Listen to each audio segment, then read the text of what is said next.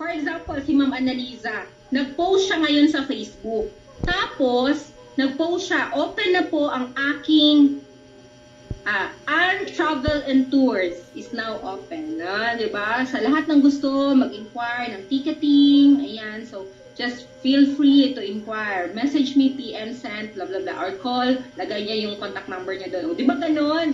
Kasi nung advertise ka, so dalawa lang yung pwedeng customer mo doon. Okay? Yung una is yung magtatanong, Ma'am Ann, okay, so pwede bang mag-inquire ng ticket Manila to Davao or Manila to Bacolod or vice versa, ganon. Unang customer mo yon. So that's the good indication na talagang, di ba, may client ka na, masaya ka doon kasi meron kang another ticket ng booking. So, yung ikalawang mag-i-inquire sa'yo, pwedeng tatanong niya, Ma'am Ann, paano ba magkaroon ng ganyang business? Gusto ko din yan, magkaroon ng ticketing. So, dun tayo sa, sige, okay? So, aside kumita ka na ng 500 kasi nakwentuhan mo siya about ticket, nagpabook siya sa'yo, isang beses, okay na yun, malaking tulong na yun, may income ka sa booking. Plus, nag-inquire sa'yo yung friend A mo. Okay? Ayan, si friend A mo. Ngayon, si friend A, okay, si friend A mo, nagustuhan niya, kumuha siya din ng, kumuha siya ng business. So, eto siya, para po ito sa mga, yung mga affiliate partner natin. Okay? Pagpalagay natin, affiliate ka na. Okay? Kasi yung affiliate kasi kailangan required po 3 branch. Okay? 3 branch. Dapat po family package ka nag-umpisa. Okay? Kung home-based ka man na ngayon, that's okay kasi you can upgrade it later on, maging family package. But, kung meron man in case na magtatanong sa'yo, paano, ma'am, gusto ko din magkaroon ng negosyo, paano ba yan? So, kakausapin ka ng sponsor mo kasi hindi ka pa po, kumbaga, belong doon sa affiliate program. Okay? So, kailangan push mo talaga, maging member ka or maging affiliate partner ka dito. So, for example, pagpalagay natin, kunwari lang lahat tayo dito affiliate na. Okay? So, for example, ikaw to, si A. Okay, ikaw to, may kakilala ka, may friend ka si A. So, ang tawag niyan is, number 1 na income mo is direct referral. Okay? Meron kang direct referral na 3,000. Ito yung sinasabi na commission. Kasi nakapag-share ka ng business, okay, nakatulungan mo siyang magkaroon ng travel and tour business, as long as legal naman yung negosyo natin, why not? Okay? So, si A, masaya. Masaya si ikaw, di ba? Masaya si Ma'am Ann. Si Ma'am Ann yung sample ko kanina. Kasi may friend siya si A, okay? Na nag-avail. So ngayon si A, gusto niya din maging part sa affiliate, okay? Nag-avail din siya, okay? So ngayon si A, maraming kakilala. Umabot sa Japan, Korea, Malaysia, Thailand, kasi pwedeng OFW si A, okay? So, another, may kakilala din si A, Laguna, Cavite, Davao, umabot na kahit saan. Ayan, ang dami ng bilog-bilog. Yan, so natatakot na sila. Again, okay, so eto, si A, ang second po na pwedeng income or kitaan dito, yung tinatawag number 2, yung SMB. Kasi yung SMB or Sales Match Bonus, since binary, yung system natin, pag sinabing binary, dapat lang may left ka at saka right. Okay? May left at saka right ka. Okay? So, what if, eto, sa left and right mo, itong si A, ngayon, sabi niya, may left and right ako, isa sa left, isa sa right. Since binary yung system, okay, isa sa left, isa sa right, automatic, si A na kaibigan mo, magkakaroon siya ng sales match bonus na 1,500. Okay? So, ito, may isa sa left, isa sa right, sa A, 1,500. May 1,500 siya. Okay? Ito, another, isa sa left, isa sa right, 1,500. Isa sa left, isa sa right, 1,500. Left, right, 1,500, 1,500, 1,500, 1,500, 1,500 sa A. Masaya sa A, kumita siya 1,500, 1,500. Okay? Yung kaibigan mo. Imagine po, dito pa lang, nakikita nyo, sino yung nauna? Ikaw or yung kaibigan mo si A? Diba ikaw yung nauna? Pero sino yung kumita ng malaki? Si. Ikaw ba or si A? Si A. Nasa ilalim mo. So meaning, sa lahat na nagsabi kanina na pauna-unahan, hindi po pauna-unahan. Pabilisan po matuto at mag-learn at mag-apply ng negosyo. Okay? Sabi nga, hindi po ito paunahan ha, pabilisan. So sino dito mabilis? Si A, kahit siya ang nahuli. Okay? So ngayon, paano kakikita sa SMP? So syempre, ito pa lang. Okay? Sa left pa lang ito ha, isa pa lang yung direct mo. Siya pa lang. Kasi dito, direct as much as you can. What if, Ma'am Casey, I have 10? 10 na gustong magkaroon ng business. And then 10 times 3,000, you have 30,000. Naku, malaking tulong yun. Okay? So ngayon, imagine niyo po, isa sa left, isa sa right. So hindi lang nagtatapos yan kasi meron pa tayong tinatawag na number 3 income, yung one leg match bonus. One leg match bonus. So meaning, si A, isang leg lang yan. Okay? Isang leg pa lang yan si A. So ngayon, si A kumita kasi nag 1.5, 1.5, 1.5, 1.5, 1.5. So pagpalagay natin, kumita siya ng pairing na 15,000. So meaning, may 10 siya sa left, may 10 sa right. So 10 times 1.5, di ba 15,000? Saan makukuha? Paano makukuha yung one leg match bonus? Out of 15,000 niya sa pairing ng A, ng friend mo, may 10% ka na income dyan. Oh. Okay ba yun? May 10% ka na income sa sales match bonus na A. So, 10% of 15,000, you have 1,500. Di ba? So, imaginein po, nakatulong ka na kay A, kumita siya 1,515, kumita ka din ng 10% sa kanyang sales match bonus. Good o very good? Very good, di ba? Nagtutulungan talaga dito. So, syempre, ngayon, sasabihin mo, Ma'am Casey, Ma'am, gusto ko na din. Kasi meron din, ang daming nag-inquire. Okay, ang daming nagtanong sa Facebook. Ayan. So, ngayon, yung kaibigan mo, si letter B, dito mo na siya nilagay. Okay? Si B, another direct mo, kumita ka ulit ng 3,000. Ngayon, si B, ang daming kakilala. Sabi ko nga, hindi mo naman kailangan ikaw yung maraming kakilala. Okay? Baka yung kaibigan mo, mas marami yung kakilala niya. So, itong si B, dumami. Okay? Umabot ng Thailand, Korea, Japan, Hong Kong. Nag-share, Singapore. Shoutout sa mga taga-Hong Kong dito. Di ba? Na kung mag-share ng business, talagang lahat kinakausap na. Okay, ang lalakas ng mga loob, ayan, Singapore. So meaning, etong si B mo, natulungan mo din na magkaroon din siya ng mga group. Okay, subgroup niya. So ngayon, since sabi nga, binary, isa sa left, isa sa right, magkano yun? Di ba may 1.5 ka? So dito pa lang, kay B, may pumasok na. So in short, ito, isa sa left, isa sa right, dyan ka pa po magkakaroon ng 1.5. Okay? Isa sa left, isa sa right, 1.5. 1.5, 1.5, 1.5, 1.5, 1.5, 1.5. Imagine po, isa sa left, isa sa right, 1.5, 1.5, 1.5, 1.5. Ang malupit, hindi mo nakakilala yung mga, okay, napapasok nila, magkaroon ng business, magkaroon ng travel and tour, ng ticketing. Hindi mo na mapipigilan yan, pero walang katapusan yung 1.5, 1.5, 1.5. At dyan po nang galing po, okay? Yung mga first million, mga first car, travel incentive. Kasi imagine, kumita ka na sa ticketing, kumita ka na sa loading, sa insurance, kumita ka na sa services, given na yon. Pero, what if, sa isang araw, isang beses, meron kang 1.5. Sa isang araw na lang, okay, may 1,500 ka sa bawat araw. In 30 days, magkano yan?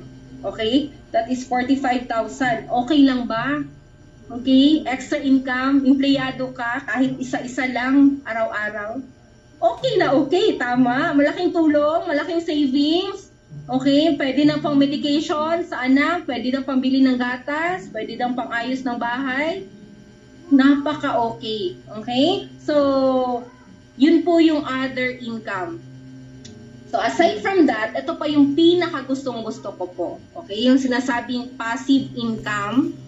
Kasi darating yung araw na dahil po dumami po dahil affiliate ka na, belong ka sa affiliate, lahat ng transaction dito sa baba, every time po nagbubook sila ng ticket, hindi ka lang kumikita sa SMB, sa Direct, sa OLNB. Ma'am, every time nagbubook ito ng ticket sa pinakababa mo, wala kang choice. May tag 10 pesos ka dyan. Okay, imagine, ito nagbook ng ticket, 10 pesos ka. Ito nagbook ng international, may 25 pesos ka. Ito nagbook ng local, may 10 pesos ka. Ito nag-insurance, nagbenta ng insurance, may piso ka. Ito nagpadala ng pera, may 0.50 cents ka. Ito nagbayad ng bills. Okay, may piso ka. Every time magbabayad ng bills, may piso. Every time nagtatransact ng ticket, may 10 pesos. 10 pesos, 10 pesos, 10 pesos, papunta sa'yo. Ganun po kaganda. Yung papiso-piso pa 10 pesos ng company na hindi mo kikitain sa labas. Alam mo yun? Na kahit dumami pa yung branch mo, yung tindahan mo, yung pesto mo sa labas, walang kikitain. Okay? Yung other pesto mo. Alam nga naman, meron kang sari-sari store dito. Every time ba na bumibili ito yung customer mo ng mantika dito? Etong isang store, may income ba siya ng piso dyan? May 10 pesos ba yan? Every time bumibili ng mantika, eto may toyo, eto, di ba kung may sari-sari store ka, shampoo, may kikitain ba yung isang branch mo din? Wala. Pero dito po, every time na nagtatransact ito, hindi mo na mapipigilan, may gist.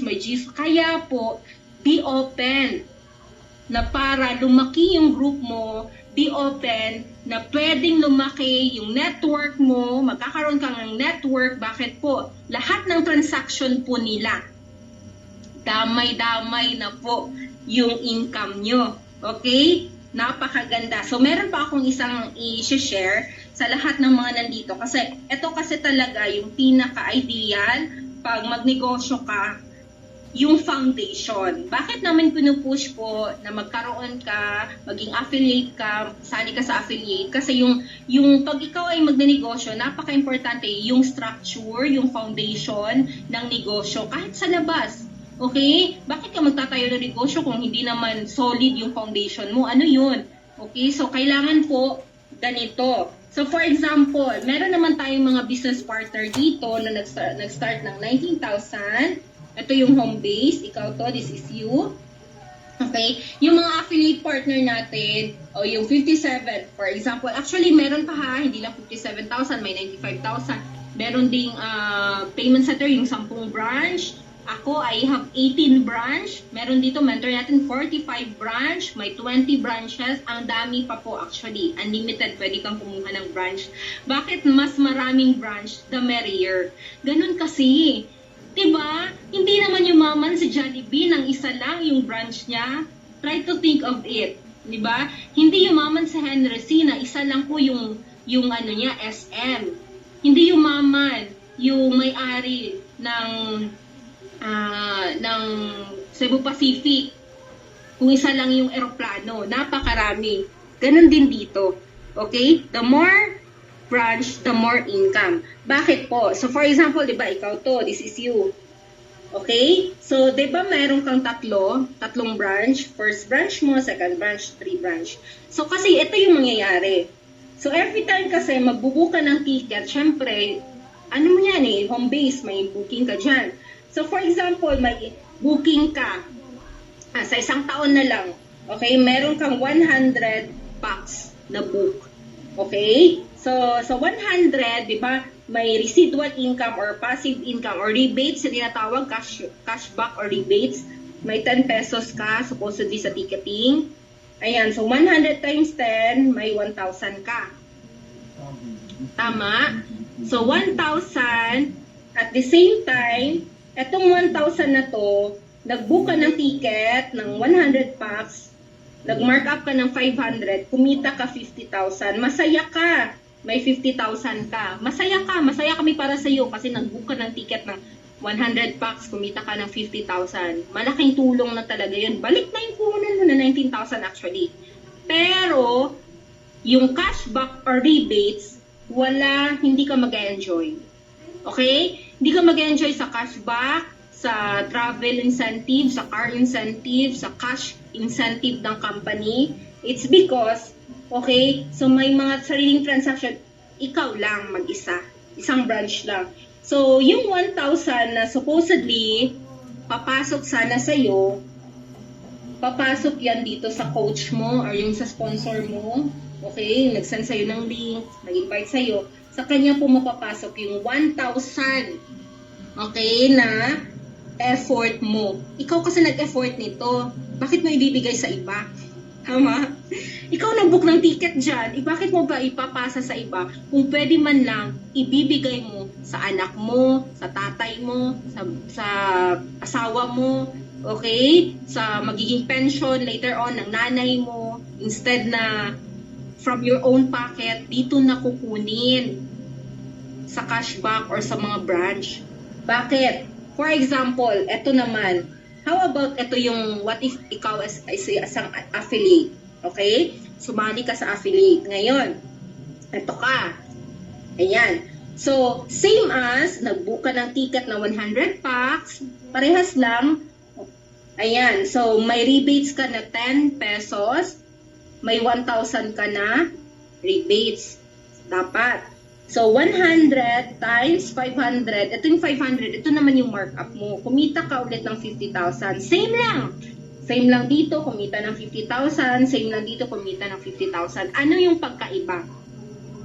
Since meron po kayong branches, other branch, yung 1,000 na yan, dito na yan papasok. Papasok sa second branch mo, which is yung kung para yan sa anak mo, para sa pang-college niya. Imagine, may 1,000 ito. Yung first account mo, yung first branch mo, may 1,000 ulit yan. Kasi, multiple branches ka. Okay? So, marami kang branch. Kaya nga, sabi namin sa inyo, sure, 3, maliit pa yan. Kasi meron dito 10.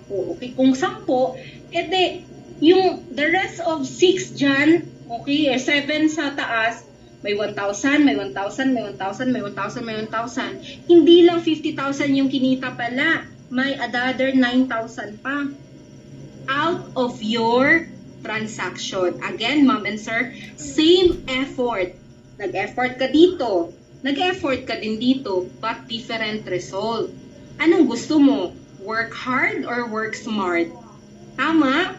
Yung kikitain mo sana, yung naging savings na sana para sa mga anak mo, kung ikaw OFW kanina, ito na sana yung gagamitin mo pag mag-for good ka, kasi naiipon yan, lahat ng transaction mo, pumapasok yung 10 pesos, supposedly, since hindi ka nakapag-avail, ito ka lang, mag-isa ka lang dito, nandun na sa sponsor mo yung cashback and rebates. Ito po yung cashback and rebates na lagi namin ine-explain. Kasi na long run, hindi po pwedeng sisisihin kami. Hindi mo kasi sinabi yan, sponsor.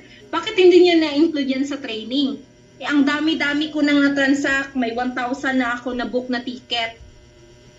Sa 1,000 na yan, 10 pesos, magkano? That is 10,000. Eh di sana, sponsor, merong 10,000 ito, may 10,000 ito, 10,000, 10,000, 10,000, 10 times 10, 100,000 sana. Hindi nyo ako sinabihan. Kaya sinasabi namin ng paulit-ulit para maintindihan nyo. Kasi yan po yung foundation. Dapat may tamang foundation ka while doing this business. Okay? So, klaro po.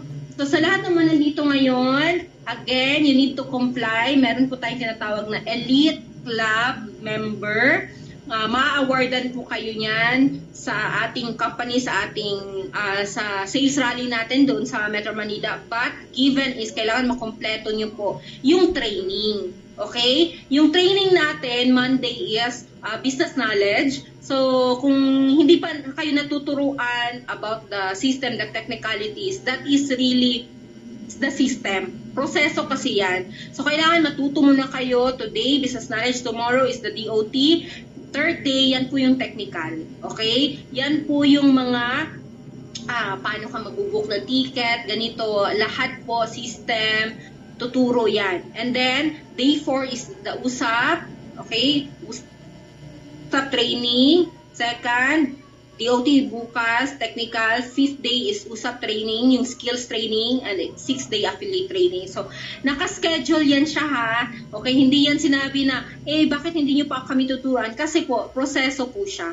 Hindi naman lahat makukuha mo sa isang upuan lang. Tama? And then, eto na, bongga na, alam mo na lahat. Okay? Nakaschedule yan. So, need mo na umattend ng ganito, business knowledge, the day 1, bukas, day 2, dealers optimization training, at hintayin nyo po kung gusto nyo po malaman yung system natin. So, balik-balik lang po, kasi meron tayong mga elite club, kailangan po papermahan, and then, take screenshot sa online, yung mga ganito, yung mga gusto mong mapasali sa award, i-screenshot nyo po ito na nakasali kayo sa mga training at i-report nyo po sa sponsor nyo. Submit nyo po kasi kailangan ng record. At the same time, kailangan po kailangan magsulat tayo sa lahat ng key points, okay, na natutunan natin ngayon. Alright? So, hopefully, meron po tayong natutunan this time. Ayan, so again and again, sabi ko nga, wala kang ibang gagawin dito. Makinig ka lang sa mentors, makinig ka lang sa sponsor mo. Be humble. Kasi walang yumaman na hambog. Okay? Lahat po is nagsisimula talaga yan sa good attitude at good character. So para po matulungan ka ng sponsor mo, be humble enough to learn. Mas daig po yung mga willing to learn at willing to ask help kaysa po marunong-marunungan. Ayun na, hindi na natin alam yung Tagalog. Ayan. So ngayon, ayan po. So again, bakit ko ginagawa itong negosyo na to? To end up, no? Bakit ko ginagawa up to now? Kasi nga, marami pa po akong pangarap na gusto ko talagang maabot. Hindi na para sa akin na lang, kundi para sa mga taong, alam mo yon, nangangarap din sa buhay. Kung hindi mo man sila, hindi naman lahat pwede nating dalhin na magna-network, okay? Baka ikaw din yung instrument na at least sa simpleng bagay, maging instrument ka sa buhay ng ibang tao. Kasi pag ikaw ay marami ng laman yung bulsa mo, you are capable to help, hindi po kayo magrereklamo kahit tumaas yung pamasahe. Bakit? Kahit 20 yung pamasahe, kaya mo siyang i-100 kasi kaya ng bulsa mo. At mas maa-appreciate ka sa mga taong natulungan mo. Alam mo yun? Pag may pera ka, may laman yung bulsa mo, you are not always complaining sa lahat ng nangyayari sa buhay mo. You are not always complaining bakit tumaas yung pamasahe, bakit tumaas yung bilihin, bakit tumaas yung gasolina.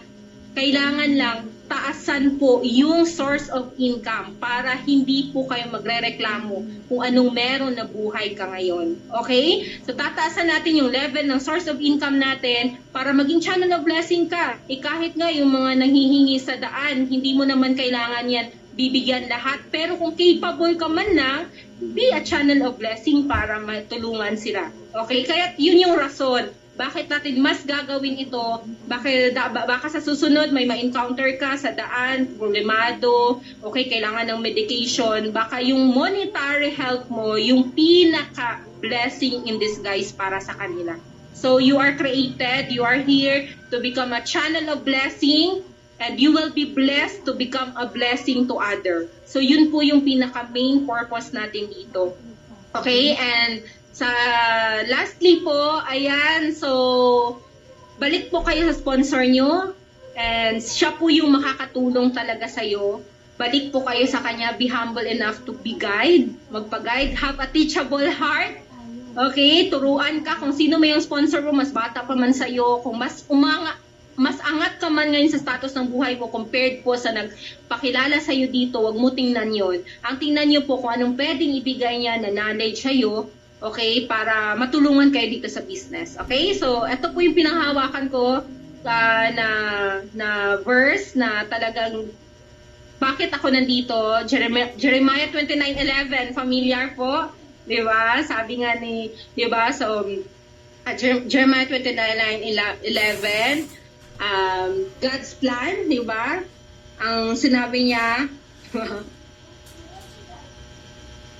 okay, may God's plan for us, 'di ba? So He is a wonderful plan to us, not to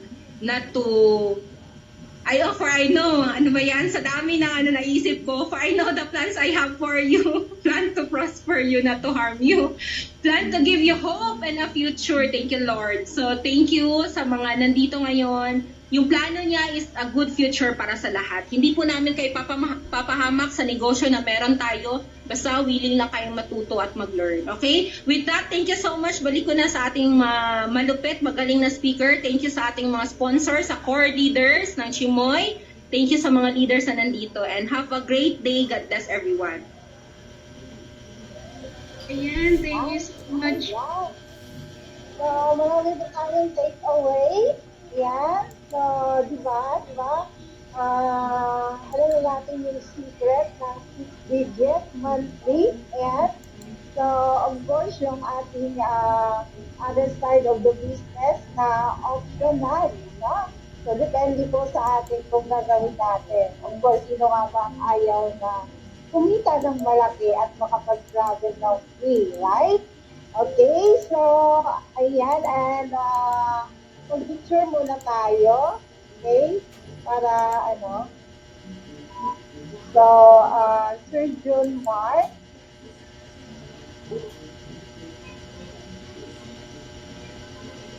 Ano po mag-take ng picture natin? So, sige, picture tayo. Okay, so, open cam na tayo. Smile kayo dyan. Money sign. Money sign. Yan, 1, 2, 3. First page, 1, 2, 3. Huwag mo na kayong mag-chat. Tatakpan eh. Yan, sige, money sign na kayo ah. Next page. Second page. 1, 2, 3.